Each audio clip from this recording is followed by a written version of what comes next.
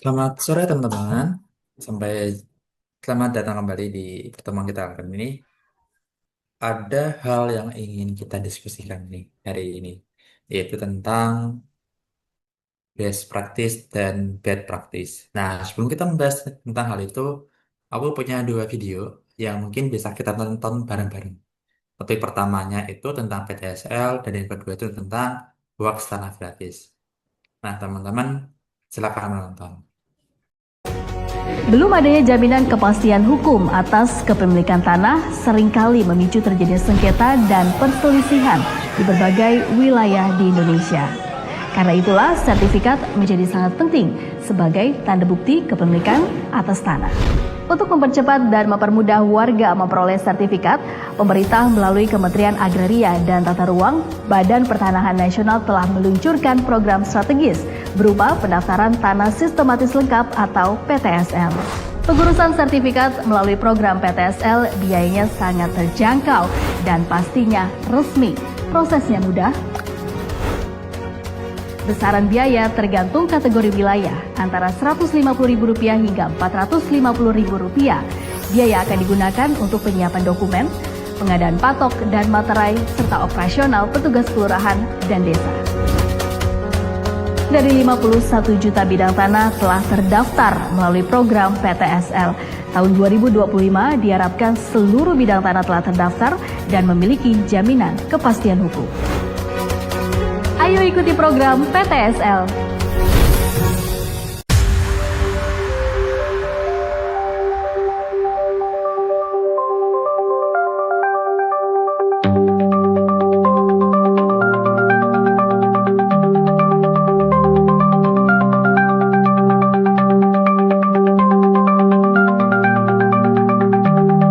Oke, karena teman-teman sudah menonton videonya, mungkin teman-teman tadi merhatiin ya, yang video PTSL itu dia menampilkan tentang bagaimana tujuan PTSL, gimana PTSL itu memberi informasi ke masyarakat agar masyarakat tuh lebih mudah untuk dapat sertifikat tanah secara resmi.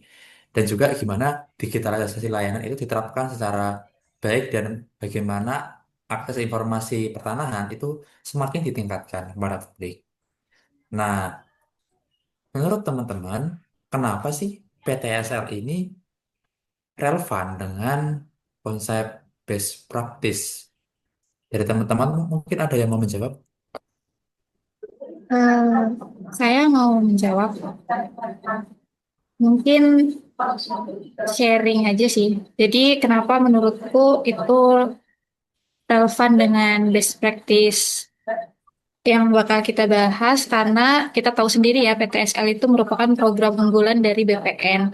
Jadi implementasi program PTSL itu dapat menunjukkan secara nyata bagaimana pelayanan pertanahan dapat ditingkatkan dari sisi efisiensi, transparansi, dan aksesibilitas.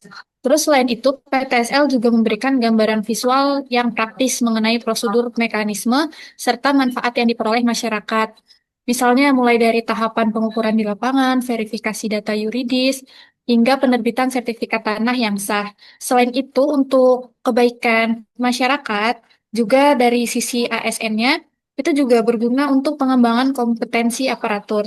Jadi PTSL dapat dijadikan referensi nyata dalam pelatihan ASN. Program ini tuh memperlihatkan praktik baik manajemen ASN seperti disiplin, koordinasi tim, dan akuntabilitas, serta implementasi Smart ASN yang menekankan literasi digital, transparansi informasi melalui aplikasi, dan etika pelayanan publik.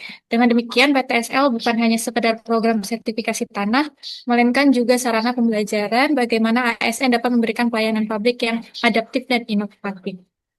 Mungkin sekian dari saya. Baik, Kak Deborah, terima kasih atas pendapatnya. Nah, selanjutnya nih, menurut teman-teman, gimana sih hubungan PTSL dengan manajemen ASN? Izin Mas Wildan ingin menyampaikan pendapat kalau terkait manajemen ASN ini ya, dari modul yang kita pelajari hari ini kan manajemen ASN itu harus mencakup adanya perencanaan, pengelolaan kinerja, kedisiplinan, dan etika pelayanan. Jelas nih dalam PTSL adanya perencanaan tuh, misalnya dalam hal apa? Dalam PTSL ini harus ada pembagian tugas, misalnya bagian pengukuran, verifikasi dokumen, pemetaan, dan yang paling penting administrasinya. Nah, jika manajemen ASN-nya baik, maka pekerjaan di lapangan akan jadi lebih cepat, transparan, dan terjadinya konflik itu akan menjadi minim. Jadinya pelayanan bisa berlangsung dengan lebih cepat juga. Lalu dalam proses PTSL itu harus sesuai dengan target-target yang ditentukan. Jadi ASN itu harus betul-betul disiplin dalam setiap pekerjaan yang dilakukan, baik itu hadir ke lapangan untuk masyarakat atau untuk pengukuran, lalu penyusunan laporan kinerja hariannya, lalu juga harus bertanggung jawab penuh nih atas pekerjaan yang dilakukannya, terutama pada data pertanahan yang dikumpulkan. Nah, dalam pelayanan masyarakat itu, ASN wajib melayani masyarakat dengan ramah, transparan, dan bebas pungli. Kasus pungutan liar di PTSL itu pasti akan bertentangan dengan prinsip manajemen ASN yang profesional. Maka dari itu, ASN harus memikirkan etika pelayanan publiknya. Jadi aku itu sih, Mas. Terima kasih. Baik, Kak Brian, terima kasih atas pendapatnya. Nah, tadi kan Kak Brian memberikan pendapat tentang hubungan PTSL dengan manajemen ASN nih. Nah, sekarang dari teman-teman, menurut teman-teman, gimana ya hubungan PTSL dengan konsep Smart ASN? Baik, makasih Mas Wildan. Menurut pendapatku, dalam kegiatan PTSL ini dapat membentuk ASN menjadi smart ASN ya. Ini dari beberapa poin antara lain. Pertama yaitu pemanfaatan teknologi digital.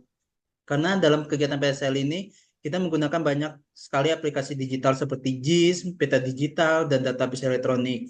Jadi kita tidak menggunakan secara manual lagi. Ini merupakan contoh di mana ASN itu melek terhadap digital. Yang berikutnya juga ada transparansi dan akses publik. Dan pada saat ini masyarakat bisa mengecek status bidang tanah melalui aplikasi Sentuh Tanahku. Dengan ini merupakan bagian dari ASN yang smart, inovatif, dan responsif dalam memberikan pelayanan. Selanjutnya ada terkait dengan etika digital dan informasi publik. Nah, ASN BPN ini berperan meluruskan berbagai hoak yang sering muncul.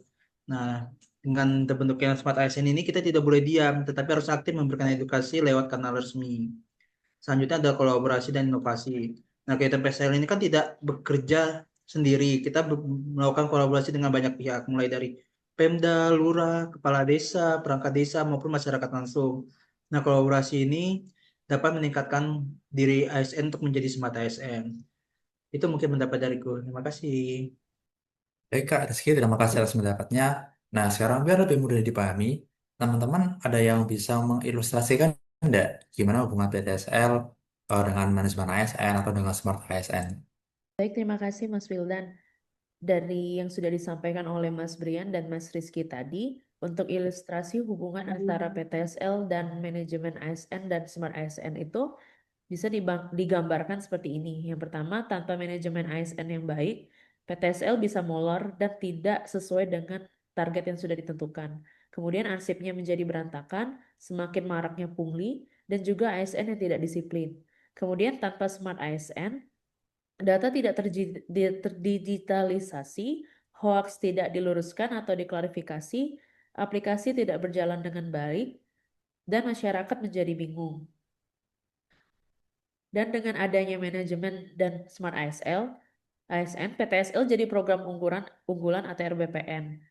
Kemudian target sertifikat juga dapat tercapai sesuai dengan waktu yang telah ditentukan. Kemudian masyarakat menjadi puas yang kemudian akan meningkatkan kepercayaan masyarakat kepada instansi ATR BPN. Sekian dari saya. Terima kasih. Baik, Kak Marta dan teman-teman, terima kasih atas penjelasannya. Memang kalau bisa aku tarik kesimpulan, PTSL kan wujud nyata dari penerapan manajemen ASN ya teman-teman ya, khususnya dalam aspek disiplin, akuntabel, dan profesional. Nah, PTSL juga merupakan ajang pembuktian bagi Smart ASN di mana di dalamnya terdapat konsep digital, kemudian inovatif, kita berintegritas, dan kita berkolaborasi dengan yang lain. Nah, tadi kan yang best practice ya teman-teman. Sekarang mari kita bahas tentang yang bad practice.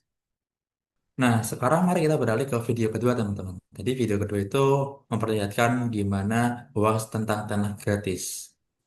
Nah, menurut teman-teman, gimana sih relevansi video ini dengan materi bad practice, teman-teman? Kenapa sih relevan? Ada yang mau menjawab? Baik, Mas Wildan, di sini saya ingin ngasih pendapat aja sih.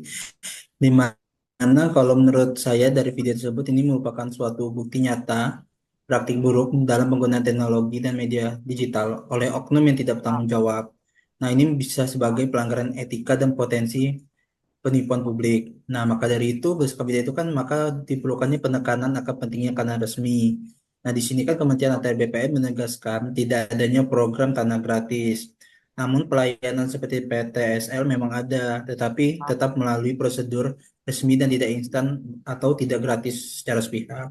Nah, apabila ini tidak segera ditangani, maka bisa memberikan dampak pada masyarakat, di mana masyarakat bisa menjadi korban hoax dan dapat disalahgunakan baik itu data maupun uangnya, serta dapat menimbulkan kepercayaan publik yang kurang terhadap instansi kita BPM dengan dapat menurun karena penyebaran informasi palsu yang beredar luas saat ini. Itu sih dari.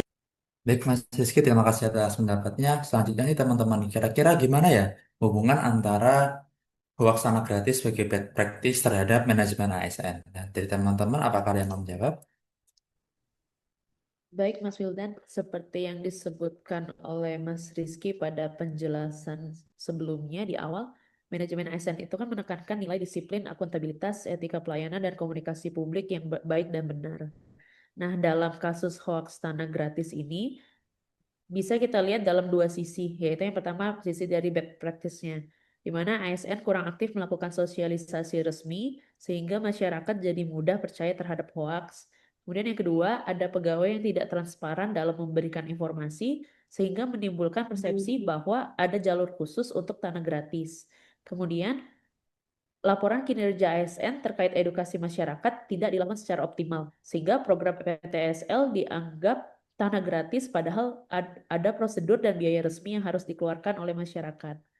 Kemudian dalam sisi best practice-nya, ASN aktif memberi sosialisasi resmi terkait PTSL dan program pertanahan lainnya.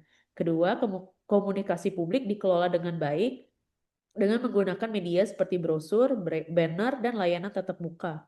Dan yang terakhir itu ASN melaporkan hasil kegiatan sosialisasinya secara transparan dalam LKH yang merupakan wujud dari akuntabilitas.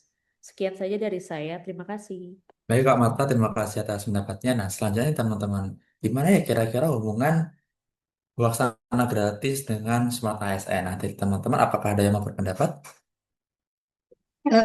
Saya mau memberikan pendapat. Jadi karena Smart ASN itu menekankan kompetensi digital, etika di ruang digital, literasi informasi dan kolaborasi. Dalam kasus hoax tanah gratis ini, seharusnya ASN lebih proaktif meluruskan hoax lewat kanal resmi seperti Instagram, TikTok, atau website ATR BPN sendiri. Terus seharusnya sebagai ASN juga bisa berperan sebagai influencer positif, mengampanyekan program resmi, misalnya PTSL, dan menegaskan bahwa tidak ada tanah gratis. Setelah itu, literasi digital juga harus diperkuat supaya ASN bisa mendeteksi informasi palsu dan mengedukasi masyarakat. Selain itu, lebih cepat dan menyebarkannya lebih luas dari hoax itu sendiri. Mungkin itu Baik, Kak saja. Deborah, terima kasih atas pendapatnya. Nah, dari Mas Bian mungkin ada pendapat, Mas, mengenai yang kita bahas. Kalau dari saya sih menarik kesimpulan dari yang dijelaskan oleh Kak Marta dan Kak Deborah tadi ya, bahwa eh, hubungan dari bad practice ini terhadap manajemen ASN dan smart ASN itu, terutama di manajemen ASN ya, diperlukan untuk memastikan ASN itu menjadi lebih disiplin dan lebih transparan dalam penyampaian informasi publik supaya hoax itu tidak mudah tersebar. Lalu juga di smart ASN-nya memastikan ASN itu menjadi lebih melek digital, cepat tanggap dan etis dalam melawan hoax di ruang digital. Yang tadi dibilang oleh Kak Deborah, langsung merespon hoax yang viral, misalnya ada konten mengenai BPN langsung ditanggapi gitu loh. Jadi pelayanan jadi lebih prima dan juga masyarakat tetap percaya dengan instansi kita. Itu aja sih Mas, terima kasih. Baik, Mas Bian, terima kasih atas pendapatnya. Karena keterbatasan waktu, teman-teman, mungkin diskusi kita pada sesi kali kita cukupkan terlebih dahulu. Terima kasih atas atensi dan pendapat teman-teman sekalian. Semoga apa yang kita diskusikan pada kali ini sangat bermanfaat buat kita semua. Sampai jumpa, teman-teman.